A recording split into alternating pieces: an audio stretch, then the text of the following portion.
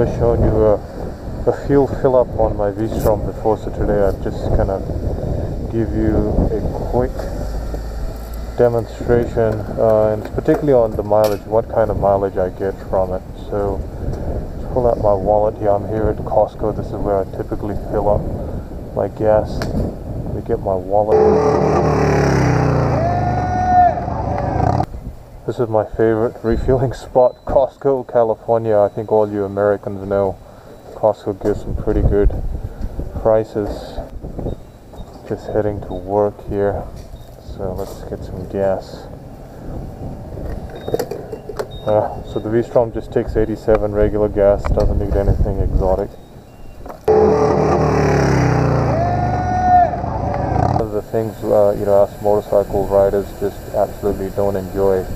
We don't enjoy refueling our bikes. Unfortunately, in the V-Strom's case, I go up to 200, at least 260, 270 miles. So here we go, 3.82 gallons, let's top it up. Alright, so let's look at the thing. So we did 3.82 gallons, and I did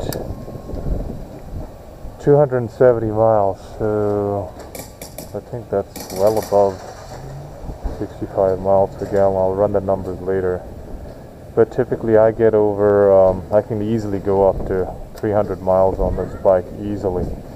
But this is my kind of range. I typically refuel around 270 miles, like once every 4 or 5 days. So it's got pretty good range.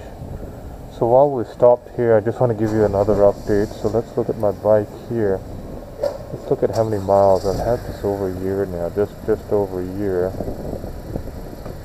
Let's look at the miles. I've logged 23,305 miles. And you know what's interesting about this miles is the fact that I still have my original tires. Look at this.